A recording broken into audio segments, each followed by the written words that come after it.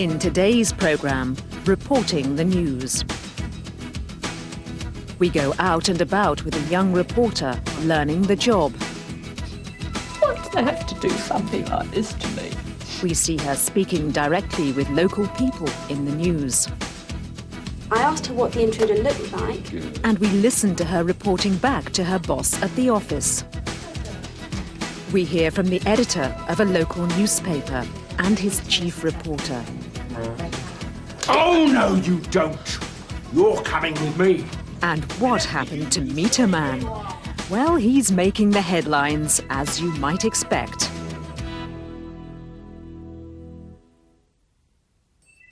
Everyday English.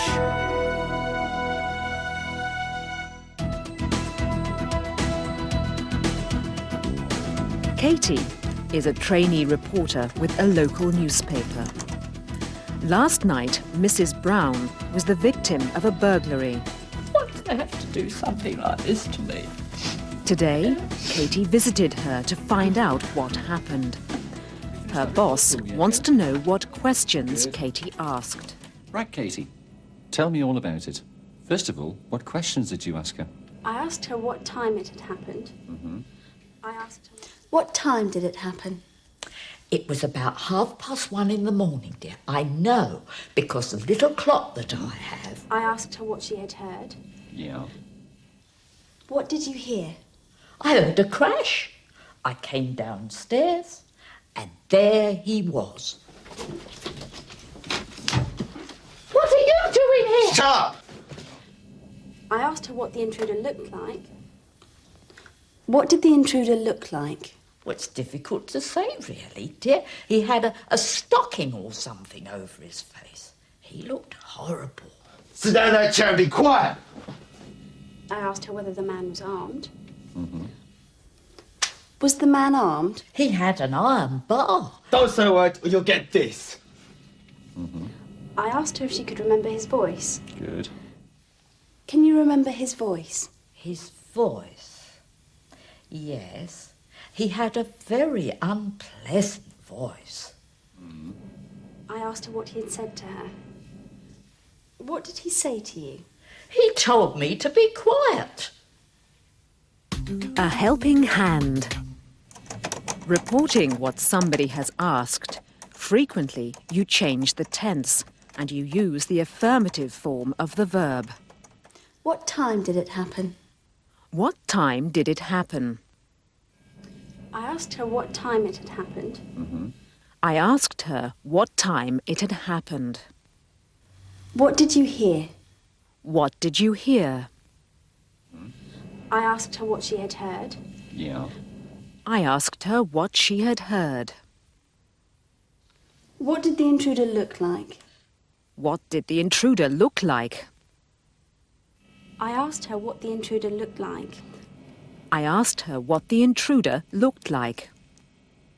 In some questions, you must use whether or if. Was the man armed? Was the man armed? I asked her whether the man was armed. I asked her whether the man was armed. Can you remember his voice? His voice? Can you remember his voice? I asked her if she could remember his voice. I asked her if she could remember his voice. What did he say to you? What did he say to you? I asked her what he had said to her. I asked her what he had said to her. What happened next? He told me to sit on a chair. Sit down in that chair and be quiet. You sit on that chair and keep quiet, he said. Then he put a scarf over my mouth. It was horrible. He tied me to the chair. He told her to sit on a chair and then he tied her up. Poor woman, it was a terrible experience. Sounds absolutely dreadful. He took everything he could. You could say he ransacked the house. Then he left. How long was it before you got help? It took me an hour to free myself. Then I called the police and they came straight away. How do you feel now? I'm very upset. It'll take me a long time to get over this. I'll dream about it for months, I'm sure. I think you're very brave. Do you have a photograph that I can have? Not just now, dear. The place is still in such a mess, but I'll find a photo and send it to you. Will it be in the paper? Oh, yes, definitely. I'll find a good one then. The burglar told her to sit on a chair and keep quiet. Then he tied her up. She said it had taken her an hour to free herself. Have you got notes of all of this? Oh, yes, I wrote it all down. She said she was very upset. She said it would take her a long time to get over it, and that she would dream about it for months. She also promised to send a photograph of herself for the paper. There probably won't be room for that. Oh, but I promised it would go in. Well, you shouldn't have promised. I've told you not to make promises like that.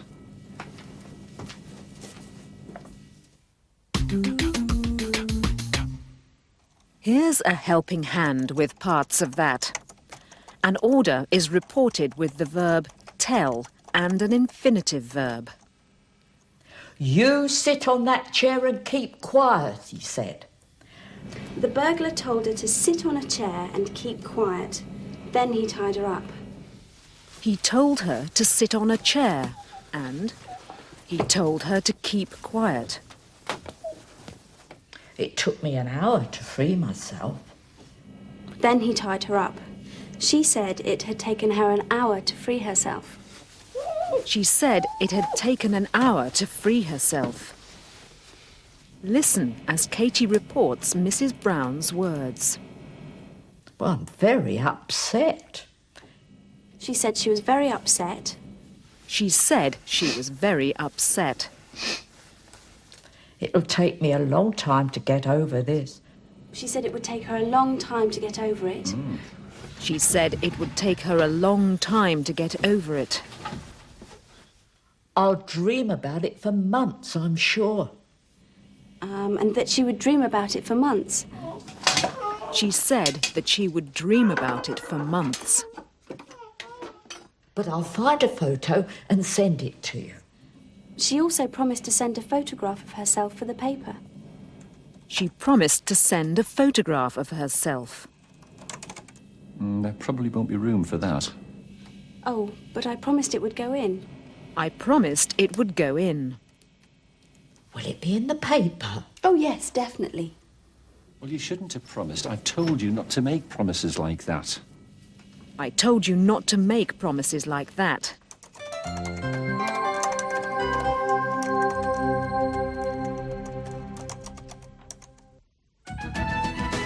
Specialised English.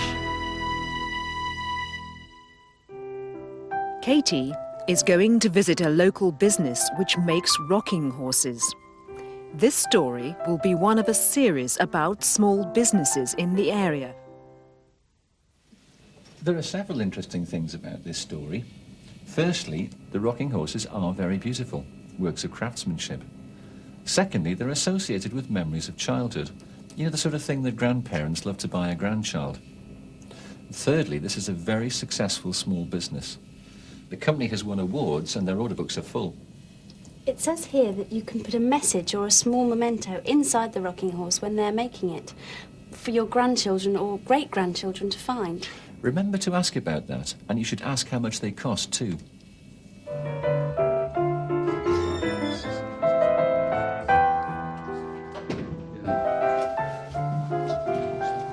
Hi, I'm Mark Stevenson.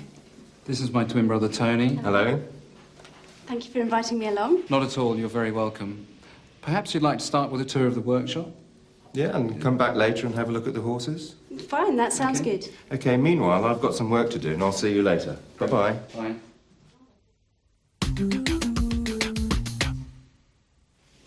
It's very good, isn't it? This When you report a conversation, you don't always use the same words as were said at the time. Will be thrilled with that horse. You can use reporting verbs like this. Hi, I'm Mark Stevenson. This is my twin brother Tony. Hello. Mark Stevenson greeted Katie and introduced his twin brother, Tony. Thank you for inviting me along. Katie thanked him for inviting her along. Perhaps you'd like to start with a tour of the workshops. Mark suggested starting with a tour of the workshops. Yes, and then come back here and look at the horses later. Tony added that they could come back there afterwards to look at the horses. Fine, that sounds good. Katie agreed. So, this is the workshop, and this is where the horses start their lives. This horse here is having its bow fitted. It's a beach bow, and we have to make special slots in the hooves for the horses to actually fit onto the bow. Is this where you put the time capsule in? Yes, it is. The time capsule goes right into the middle of the horse. Okay.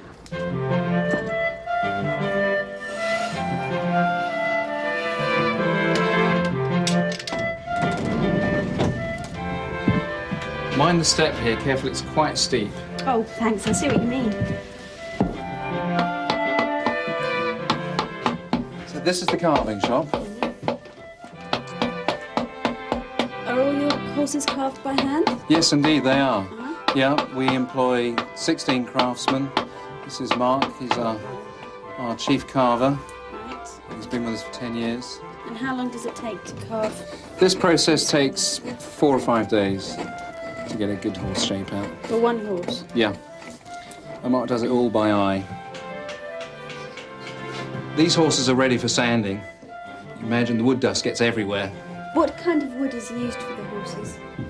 This horse is made from walnut, and this one at the back is made from English oak, and the painted horses are made from tulip and beech in the legs. And the tropical hardwood, like mahogany, comes from sustainable forests. And the eyes?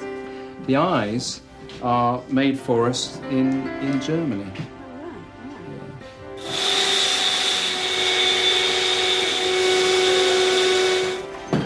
So finally, this is the finishing shop.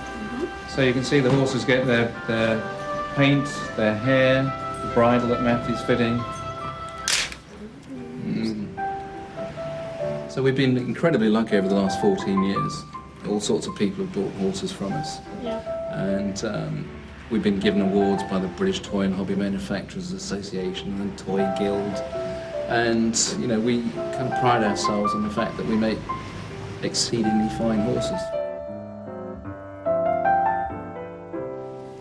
I think they're lovely, just gorgeous. I'd love to have one for my little niece and nephew. If you want one for Christmas, you'd better get your order in right away. We have got a full order book. Well, this will make an excellent story. Thank you both very much.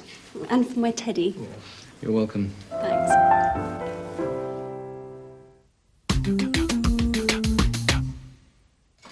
Here's a helping hand again. Look out for the reporting verbs. Is this where you put the time capsule in? Katie wanted to know if that was where they put the time capsule in. Very good. The time capsule goes right in the middle of the horse. Okay. Mark explained how that was done.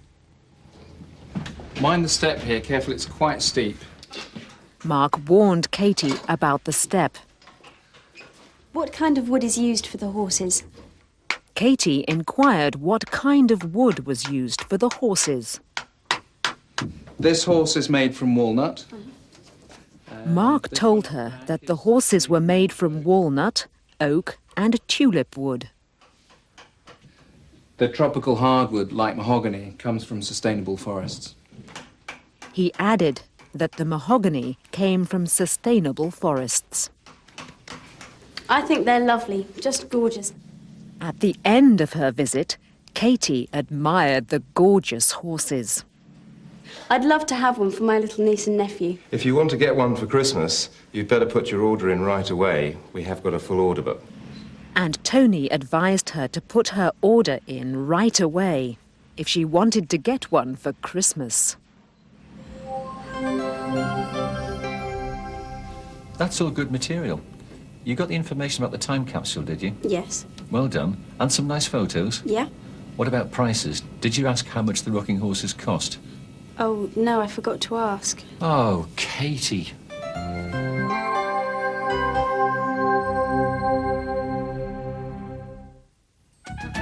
A personal view.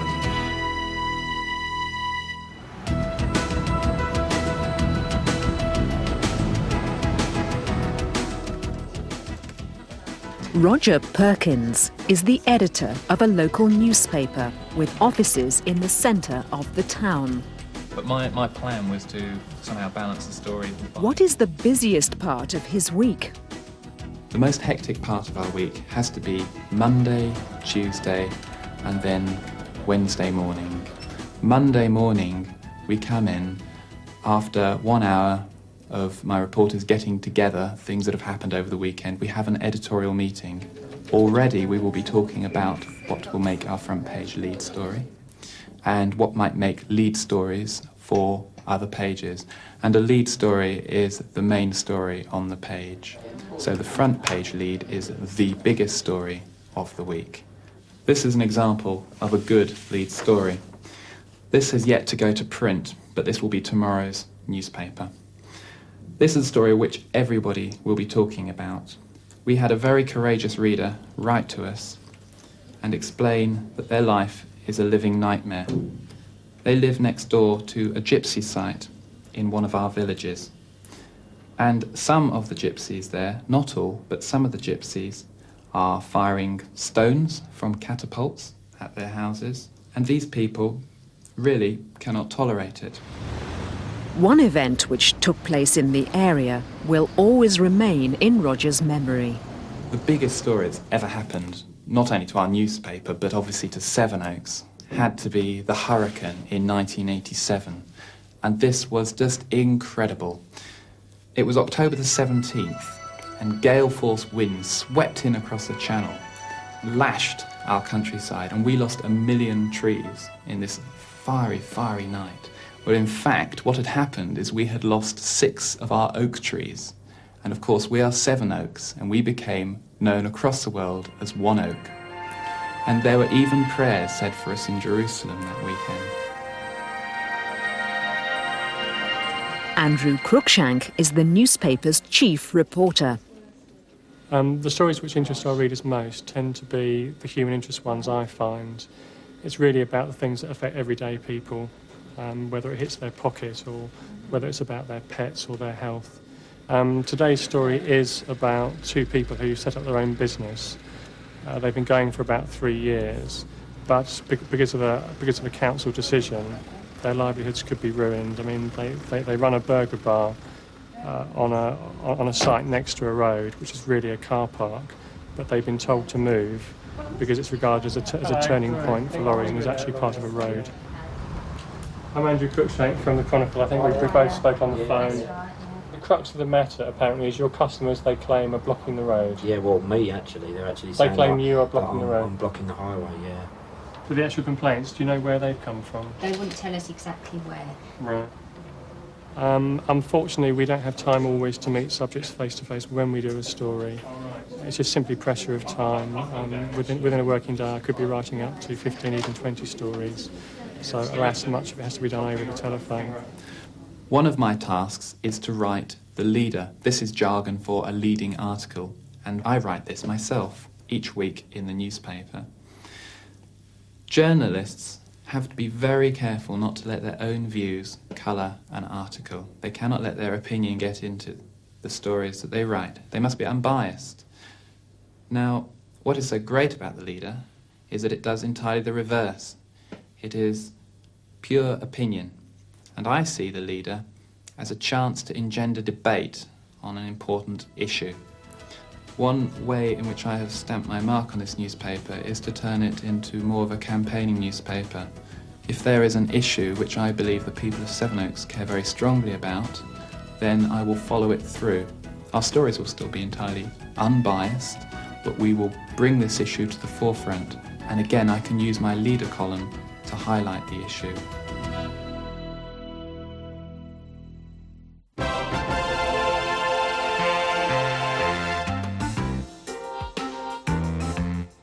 In last week's exciting story, Meet a Man the Detective was taken hostage by a dangerous criminal dressed up as a vicar.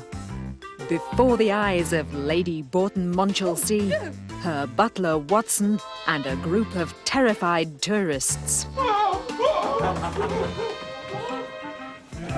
Hurry! Hurry! Wait! No, no, no, no, no, no, no, no, no, no, no, But Meter Man had just made a telephone call to the local newspaper, the Daily Splash. Oh, Meter Man, now's your chance to save me! And now, Scoop Malone, the newspaper's top reporter, is on his way. So, what's all this about a front-page story? Bloke rang, said he'd arrested a dangerous criminal, said he wanted to be in the papers. What's it all about? There has indeed been a criminal act. Unfortunately, the hero has been taken hostage himself, along with the young lady, the maid. Would you care to step inside, sir? Young lady? Maid? A girl, you mean? What's she like? Is she pretty? Good legs? Kind of, shapely? Oh, yes, definitely. Yeah? And this, meter reader chap, what's he like, then? A real hero. Courageous, brave. Terrific! Great story! Now, be my hero! Go on, tell him. Yes, the thing is this. You must keep the girl. Let me go. You get a lot of money for her. £500,000 in ransom money, perhaps. No one would pay that much for a poor meter man. I mean, only perhaps 50 pence or something. No, just please, let me go. Let me go. So where's her duchess, then? Or is she a baroness? I've got some questions for her. Lady Borton Monchalsea is not in a fit state to answer your questions now, sir. Okay, then. You! What happened? Tell me all about it. Well, the vicar, the one we thought was the vicar, he was waving his gun around. And he told the meter man not to phone the police. And he told the rest of us to stay where we were. You're coming with me.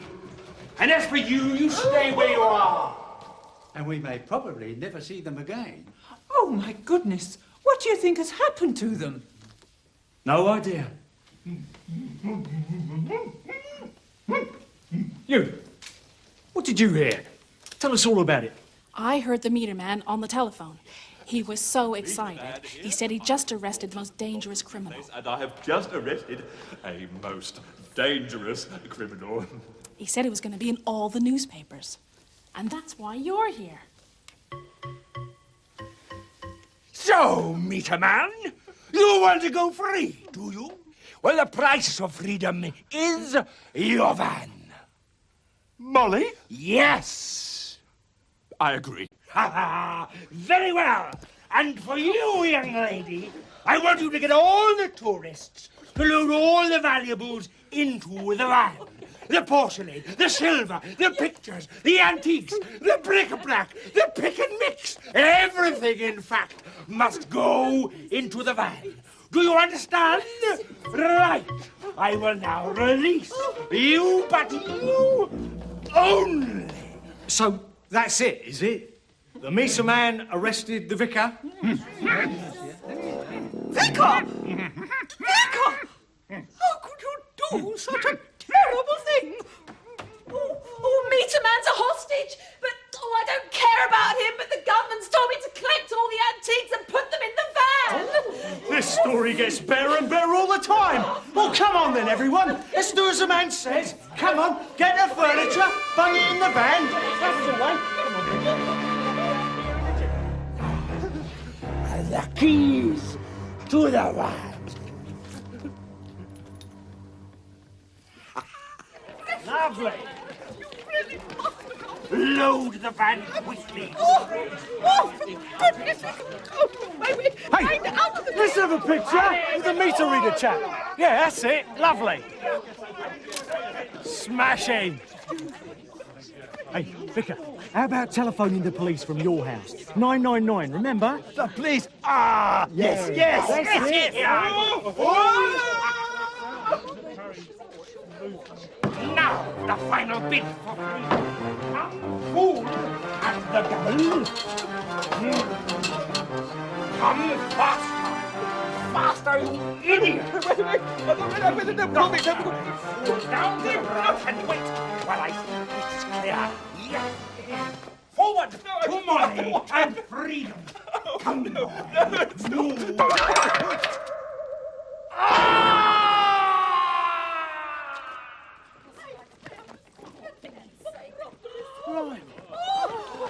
I tell you what.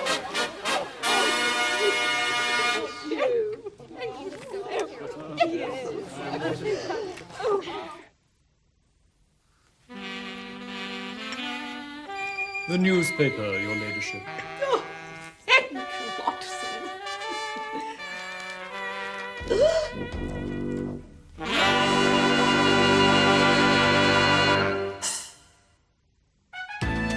Use your eyes.